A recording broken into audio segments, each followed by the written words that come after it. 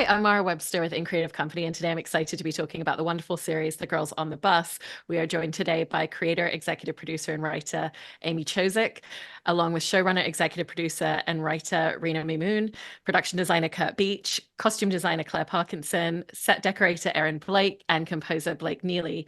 And Amy, starting with you, I love the fact that this is based on the book that you'd written, Chasing Hillary, and the fact that the show itself stems from one of the chapters within that was very much about the relationships that you had when covering political campaigns on the bus. And so I was just interested in the experience of taking something that you'd written about as a singular chapter and then really finding how you wanted to grow and expand that into a much wider story with all of the characters at the center.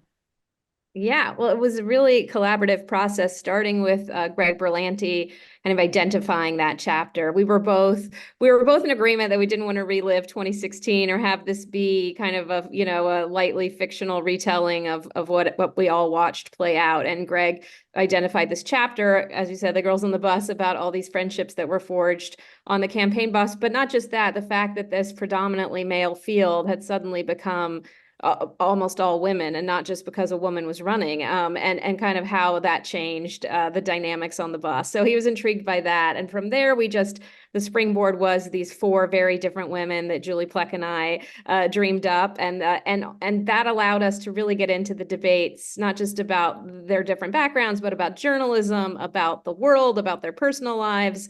So it started from there, and wanting these very four different women to be the bus was such a great device because it forces them to be together. You could say, oh, there's no way that Lola and Grace would be friends. Of course not if they met, at a coffee shop, but they're forced together every single day on the bus. And that just created a great dynamic to kind of force them to see each other as people. I really, really love that. And kind of off the back of the dynamic that exists with the main characters, Rina, I wanted to ask about kind of working on a show and really highlighting the relationships that exist between them, because ultimately they have a shared ambition in terms of what they're trying to achieve in their individual careers. But the ambition comes from a different place, and the motivations that they have come from different places. And so, what was the dynamic of finding the commonality, but also allowing them their own backgrounds? Um, I mean, without it seeming too obvious, one of the biggest commonalities is the fact that they are all women. And I think part of what really drew me to the story and what I love most in writing for television is trying to find complicated women, intelligent women, funny women. And I find a lot of times that when we explore a lot of women's issues and the balance that they have to, the balancing act that they are constantly carrying, somehow it gets Amy, correct me if I'm wrong, demoted into, this is so silly and frothy. But to me, I'm like, this is my life and this is challenging. And I think to tell Grace's story of trying to figure out how to be an ambitious career woman while still maintain a relationship with her daughter, Kimberlyn trying to start a marriage, all of these things are very, I think women are the greatest multitaskers in the world. Sorry, Thor and Curt, not to discount everything that you do, but I think the show honors that, and that's what I'm most excited about when I watch it. I just think they are all driven singularly by ambition, but their lives are about so much more than their career. And the fact that you're setting that up against covering the world's most ambitious woman, the woman seeking the presidency, it was like sort of the perfect, Venn diagram of ambitious women, because here they are having to write tough stories and control their feelings about a woman who is very much reflecting their own, struggles and ambitions. I love that. And Curt, and coming over to you and talking about the production design on the series, I was interested in some of the challenges, but also some of the creativity of the fact that you're telling a story that's constantly on the road and constantly on the move and going to different states. And so in essence, it's all very connected, but at the same time, you still want it to feel connected and feel like the same show. Yeah, I mean, most of the time, springboarding off character, we get some sets that get to tell us about who these women are, and we don't have very much of that in this. We have, there are a couple instances when they're in their homes and in their sort of home bases, but that's not really what's important about what they're doing. And so it's more about So it's more about place and the differences between the different places that they're traveling. So we really got into exploring that with our 32 rooms, 32 hotel rooms in 10 different cities with 5 different bars that we built out for 5 of those 10 cities. So, it was a lot. And yes, we're always on the move and always trying to find subtleties to explain each of these different places within a world that still has a sameness to it because they're staying in the same chain of hotels and sort of traveling at the same kinds of places. The great gift that we got at the beginning of this was that Amy took a lot of pictures while she was on the road, and she dumped this gigantic trove of photos on us, and we were able to comb through this stuff and really get a feel for what it's like on the road, which is, to be frank, not very glamorous. So we had to sort of thread the needle between not very glamorous and still looking heightened and beautiful for television. And that's what Erin did. Mm-hmm. I love that, and especially the point about they're coming into these spaces and they haven't existed in them before. And so for you, Erin, off the back of that, I was interested in the unique aspect of not building the character's history into a space, but finding what part of their history do they travel with when you were thinking about all the set decoration. Right. Well, like Curt said, a lot of the details that helped us flesh that out came from Amy's photos and just sort of the press kits they travel with, or the objects that they travel with. I think, yeah, it's a unique challenge to have to sort of help tell the character story in a space that isn't their own, because if it's their living space, you're able to kind of lean into that a little more. So yeah, a lot of just, telling the story of the character through like the messiness of their room or the things that they're carrying with them. Like obviously Lola had certain, she had her like influencer sort of gear that she lugged everywhere, and the stuff she was sort of selling, and and then Sadie was kind of a mess, and yeah, so we leaned in that way, I guess.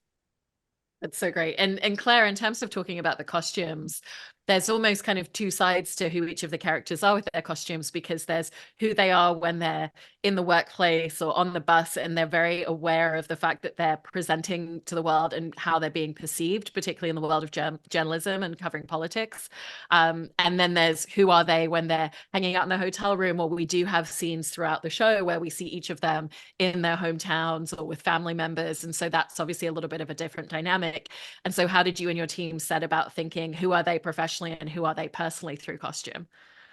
Yeah, I think initially we really were thinking how many pieces can you bring in a suitcase? Like realistically, we would be like, okay, well, Kimberlyn, she needs to have dry clean suits and blouses that are silk and pieces that she can bring her steamer and prep for on camera, versus who she is in her room. Maybe she has something like really soft and comfortable and a completely different color palette than what she would wear on Liberty News. So like staying away from those like bright red and blue Americana suiting and kind of going into these like softer pale pink, like, blues and more comfortable knits and things that really reflect who she is out, like separate of her on camera persona.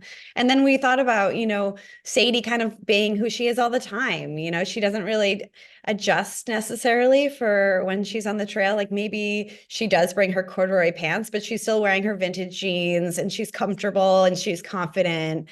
And Grace too, like we were very much aware that Grace's world is, she's been in this for a long time. She knows how to dress for the trail.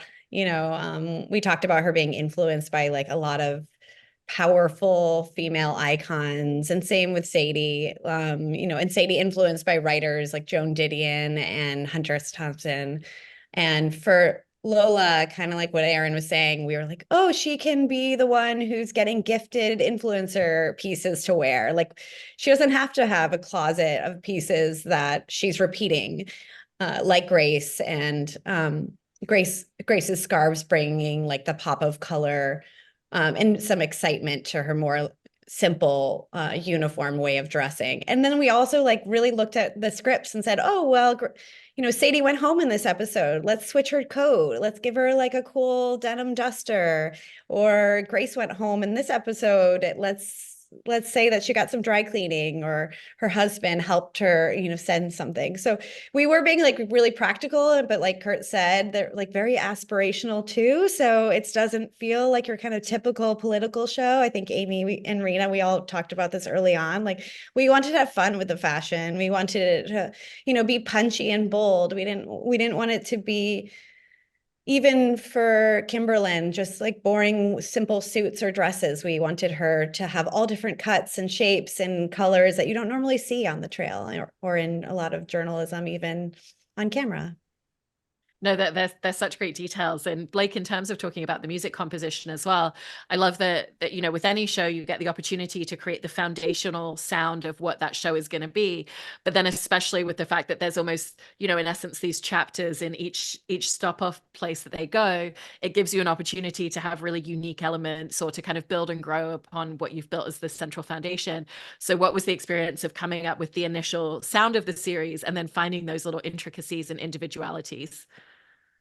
I read the script, and then Rina and I had breakfast, and I said to her, please don't have me write patriotic music for this.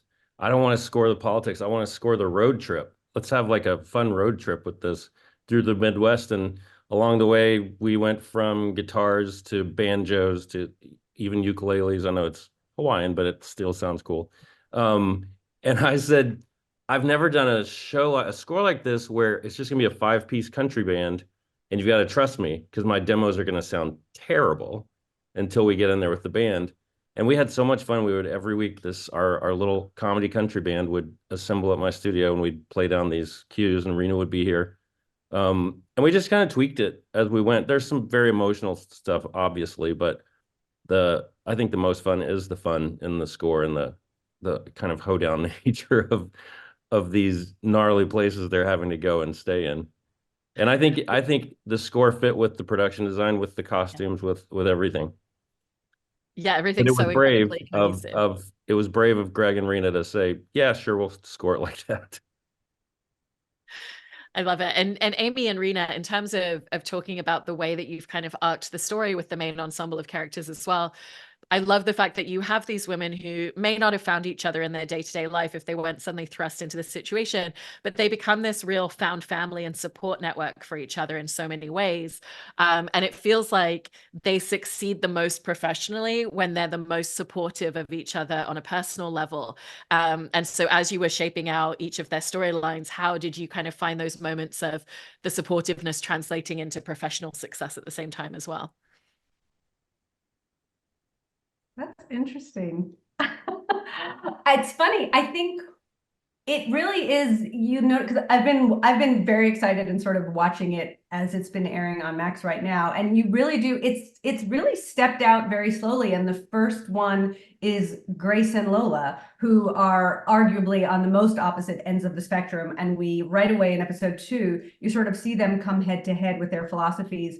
But at the very end of that episode, it is this small, they're slowly taking in each other's ideologies. And I think it's just immediately, it's what happens, I think, when you bring together even just this Zoom of incredible people who I'm just so completely honored to work with in such a huge way. But if you open yourself up and let people shine, then you just get to bask in that, you get to bask in the sun that's coming on you, right? And I think that's what happens to all of these women. They're just slowly opening up to each other and getting better and better, and all their relationships are getting better and better as a result. And then the end, which we haven't gotten to yet in series, but is they're able to absolutely come together as a force. And that's always the best thing, when it's trust, right? It's trust. And I love that it's in fits and starts. Like, these are still women, in episode 4, they're all fighting. They're at each other's throats. I think I don't know if you've seen this week's episode 7, but Sadie and Grace are racing to get the story out, and they very much have different ideas about it, and they get in a big fight. I mean, I don't think it's all just, you know, roses and sunshine when they decide that they like each other, which I also appreciate. And then I think, I mean, at the whole world of people on the whole world that everyone on this call created speaks to this, but it was all about like, how is it different now that it's women doing this job, right? It's been, because we know the boys on the bus, we know the swashbuckling, you know, that story. And so I think part of the girls coming together, like for me as a journalist, it wasn't just like girl power. It was really contemplating, you know, if we covered politics differently, will we have different politics, right? So it's like journalists are always throwing elbows. You're the first to get the story. You want the scoop. They never work. You never work together, and possibly to the detriment of the reader or of the voter. And so I think that these women coming together, like there's many levels. On one hand, you like to see friendships forming, but I think for me on like a journalistic, political, philosophical level, it's also about imagining a different way, you know? And I think that's also, as Rina said, like the beauty of writing fiction and writing television is we can write the world as we, you know, as we want to see it versus how it really is. Definitely. I love those details in it. And Curt and Erin, in terms of talking about just visually building the world of a political landscape and campaign, I was interested in kind of what were some of the useful research tools and how you really looked at what each of those steps of the campaign were going to look like on screen between the production design and the set design that we see. Well, different parts of the campaign were really based in these different places, and a lot of them are based in reality. Like the first one, for example, the surf ballroom, is this kooky room in Iowa that is you know, it's Polynesia dropped in the middle of Iowa, and it makes no sense at all. It's almost unbelievable. So of Really course, cool. It's where Buddy Holly played the night he died, the night the music died, the night the plane crashed and they all yeah, died. It's like a very historic. I love that Curt responded to my photos of it because I always thought it was a weird, cool space. it's just bizarre, and you know, it's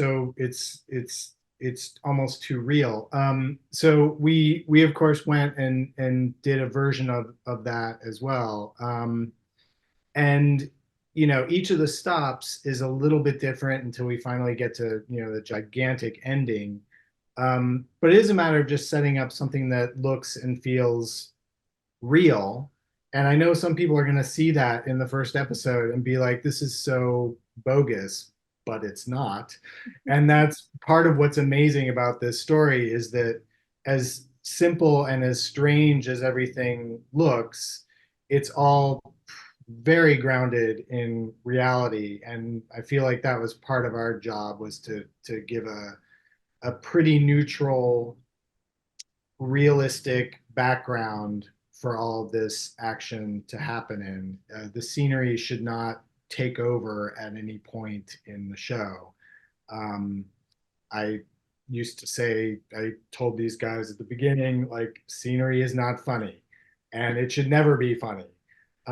It is there to support funny and to support drama only. So, you know, with Erin, it was all about creating these real spaces and decorating them so that they felt very real and very tactile. And you know, we did changeover after changeover after changeover, and sometimes it was very basic things, and sometimes it was really complicated things.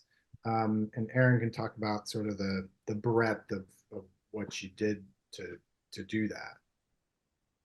Yeah, I mean, first, I think like you're mentioning, Curt, I mean, one of the cities sort of become characters in this, which is really interesting. And so part of the design challenge is helping guide the viewer through the cities and what that means for the campaign trail and the people there, and just sort of like trying to nail in the design telling the story of the cities as well, and the places they're going. But yeah, the hotel changeovers, I mean, there's so many sets in this series just in general. But the hotel changeovers were, you know, like Curt said, some of them pretty massive, some of them a little smaller. There was one episode, which I think is, we haven't seen yet, where we're doing like 3 cities at one time. And so, you know, there was an interesting way of sort of like using the hotel rooms that we had built, We built essentially a hotel on stage. So we had the lounge and then 3 hotel rooms that we were sort of changing over at any given moment. So yeah, so that was a super interesting decoration challenge, and also just in terms of like managing the changeovers while we were filming. I don't know if Curt, and as I'm watching it, like it almost doesn't matter where you are. Like I get lost. I don't necessarily know what city I'm in at every second. I just know that there's sort of a feeling that's a little bit different to each of the spaces and each of the rooms that we're in. But it does wash right over the audience. And so it's, what we're doing is kind of subtle in the background, with these different cities and trying to give them a little bit of different flavor between Iowa, Las Vegas, Ohio. Charleston has a slightly more distinctive look. Bay Area, everything's got a little bit of a tell to it, but it does all feel like it's of a piece because it's the same hotel chain that we're selling. They always stay in the same place because they want the points. But I love that it blurs because that's exactly the experience the press had. I showed them these when it got to Crazy Super Tuesday and we're in 5 different states. We literally had at our workspace a sign that said, "Today is Tuesday. You are in Orlando." Like it had to like we had no idea where we are. So like what Curt and Erin, everyone has done with the blurring of like I don't know what city I'm in, but I'm getting my Marriott points. Is really reflective of the real feeling of it is how it is to be on the road. Yeah. That's such a great point. And Claire, with the costumes as well, you were talking before about the practical element of just, how much can you even put in a suitcase? How are you taking care of it? But it also feels like the costumes feel very lived in, the fact that you allow repetition of certain items because they wouldn't have had a chance to wash everything. And it feels like as a result, that also kind of like really moves away from like fast fashion in terms of like looking at certain vintage pieces or secondhand pieces and creates more sustainability even with what you're doing. And so I was just interested in that side of building out the costumes as well. Oh yeah, that's something super important to me in general because of, the film industry. I'm always like, we can't just go to a mall and buy clothes. We like our footprint matters as a production, and also just, there are so over time with characters, like they will have compiled clothing. Grace could be wearing things that she's loved for 10 years, her favorite scarf, her favorite piece of jewelry. We don't want it to be all pieces that are out in stores now. Like that authentic lived in blazer that Sadie's wearing. A lot of those were like on the real vintage secondhand designer consignment. Grace was wearing Balenciaga coats. I'm sure we weren't going to afford that on, in filming. So we were like, let's find like designer consignment and it will be from 5 to 10 years ago. And it's going to be like a beautiful cobalt blue and it's going to look great on camera. And it's going to be more fun that way. It's like more realistic. We repeat our clothing. Like Lola, she wore a lot of sustainable brands too, a lot of indie designers, not fast fashion on this show at all, really. We really steer clear of that and try to support brands we love, sustainability, and that ethos of like repeating clothing. So that's like secondhand consignment. Some of it's thrifting for Sadie. Yeah, a lot of like Etsy and Which eBay. is amazing, but now everyone wants to buy Sadie's jeans. I'm literally getting DMs from my sister is like, surely you can find out where I can get Sadie's jeans. I'm like, they're vintage, like the good stuff is vintage. Claire, I don't even know if you know that, but Melissa found Melissa wants real. And she called me, she's like, no one else will care about this, but I found Sadie's boots. She's like, she found them? Oh, because she was asking me about the jeans. Oh my gosh. Yeah, because the boots are like Chloe, but they're not contemporary Chloe. And sometimes we need doubles. So you have to find doubles of like vintage or old pieces. So you're like trying to search in the world for like this, denim duster or Isabel Marant coat that's not current. And then you're like, how do I find it? And you're on, Poshmark, Etsy, eBay looking for something because it's really, it's realistic. That's what we do. We're not just all wearing mall shopped clothing. And I think that that's even true with our Nellie Carmichael and all the other characters. Like we wanted their clothing too, to not be currently from the stores. So we were like, Michael Kors, a few years ago, or, you know, let's look for these silhouettes that we want or the color we want and make it feel really special and not just we went to one department store for this show. Like this show, we were digging around, you know, we were really looking for special things. And you guys think that I don't get that esoteric with music, but I was doing the same thing. I went and bought an old used piano. I had my drummer bring his second set of drums that he doesn't like the sound of too much. I told the guys recording, like, this can't be too polished. If there's mistakes, leave them in, because it was this, you know, this motley crew of women roaming around the country, arriving loudly every time. And I wanted the score to do the same thing and not be. It's funny when you're first talking about it, Rina and I even talk about, what do we do when they go to Vegas? Does it become a big Right. band? And after you work with it a little bit, you go, no, it is the sound of them, not the sound of the place they're going to. So, like, to Amy's point of not even knowing which city you're in, there is a comfort in, well, at least the music's the same. But Erin, also, like, the beauty of Blake, and I get to say that I've known Blake now for many, many moons, and watching him come up with the love themes. It's like there's the sound of the show, but the very first cue that Blake ever sent was this gorgeous thing, and he's like, this is how I feel when I think about Sadie's hopefulness. And of course I cried, because that is what I do when Blake plays me his first. I was like, yes, it's just like this. And I think that vein of the show is so moving. And as it grows, as we get deeper and deeper into the episodes, you'll feel it more. And there you start to pick out like this Sadie's theme. And I just think it's beautiful. It's amazing. And, you know, to that point as well, Amy, I wanted to talk about the fact that you've kind of written this where there's elements of like love stories. There's love stories between friends. There's kind of that aspect of, you know, how you feel as a journalist when you are living and breathing and sleeping a candidate and thinking about them all day and night. But it's a very bizarre kind of one-sided one. And then even just, you know, the kind of like love in the relationship between Sadie and her editor, who is kind of an amalgamation of different mentors that you had as editors in your life, including David Carr. And so how did you want that idea of love to kind of be a really central theme throughout the show in all these platonic relationships? Love that question. It's such a great question, because one of the, like, you know, I think anyone as close to 2016 campaign as I was, I think ended up with, I was pretty cynical, you know, after I wrote the book. And even when I first met Rina and we were talking about what this is, and Rina was really the first one to read my book and say, there's love all over your book, you know? And I think she was right. I mean, one of the things I said to Rina, and I've always said, is that covering a candidate feels a lot like being in love, except there is no love. You know, you think about them constantly. They think about you never. You know, I used to have dreams about Hillary when I was covering her. I mean, they, you know, every detail of their lives. If they notice you, you get so excited. You know, I think I wrote in my book, but at one point I didn't want to get a blowout, because when there was a press scrum and she's looking at all the reporters, like she wouldn't recognize me if I, like, it's crazy the level of thought you put into this person who's like not thinking about you ever. So there is like a weird love kind of relationship in that. And I love that you touched on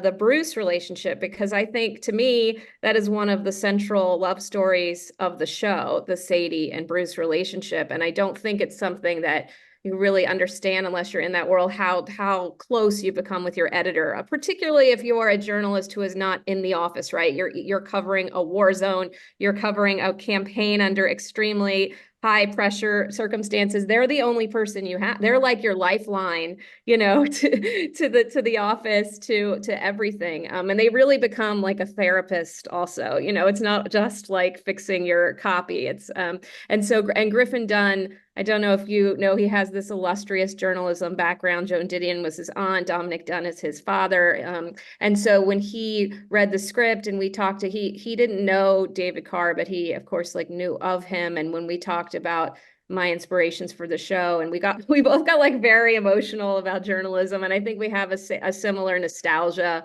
for that sort of mentorship that used to, you know, journalism was like an apprenticeship. You really learned from your mentors. So that was really important. And then Rina can talk to you about the romantic love, because I was sort of annoying on this front, because, you know, you want to have a romantic story, and everything the writers pitched, I was like, no, journalists can't sleep with that person, and journalists can't sleep with that. And like at some point, Julie Fleck was like, she has to have sex with someone, Amy, like, you know, because I was very protective of Sadie. I think the trope is that a female journalist sleeps with a source to get information. Like that's the only way a female journalist could land the story, is if she slept with the guy. So like that was off the cards. There's obviously not going to be any like hooking up with spoiler, but hooking up with the candidate, that doesn't happen. And so anyway, Rita can talk to you about the loafer's love story, because we found a way to weave it in.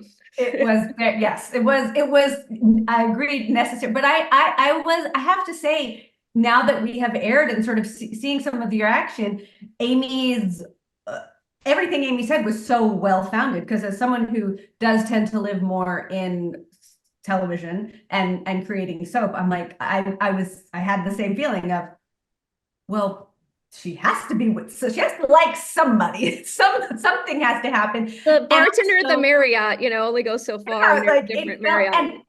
But it also, I think for us, the most important piece, which I was really happy to honor all of Amy's feelings about it, because I totally agree. And I think the series does protect it. You never see Sadie using her sexual relationship or romantic relationship to further her career. It's just not part of it at all. What you see her doing is having a very human moment. And that, I think, is always what we're trying to capture in shows like this, because people make mistakes. And I think that always becomes, it's always fascinating to me to watch how people react to women making mistakes, because you have this thing of, it's all so sanitized and it's all so fake. And then the second you put in an honest mistake, it's like, well, that's such a trope. And I'm like, whoa, you cannot win. But I think I feel so proud of how these women are portrayed, and the stories that we did choose to tell. And the ultimate love story is what Amy said. I think even when we went into it, as much as Loafers and that romance was a key part of it, her deep love was really with Felicity Walker and with Bruce. And those are the stories. And again, without spoiling it, like as the series progresses and you get to the end, that's where you see that play out. And I think it's one of my favorite scenes in the whole show. But Rina did such a lovely job of fleshing out the Loafers relationship, because I think you're right. It's ultimately her heartbreak over Bruce and Felicity Walker that means she can't commit to Loafer. It's all intertwined, the personal and the professional in this. And I think those, you know, if you've ever worked in Hollywood or Washington or a single industry town, she has a complicated romantic entanglement. You know, anyone saying that, like, how could she do that? I'm like, come on, you've worked in Washington. You know people who have made these mistakes. I love so many of the details that have gone into this series, and I think everyone's in for such a treat in the last few episodes as well. So congratulations on a fantastic series, and thank you so much for sharing all of these details. Thank you. Thank you. Thank you.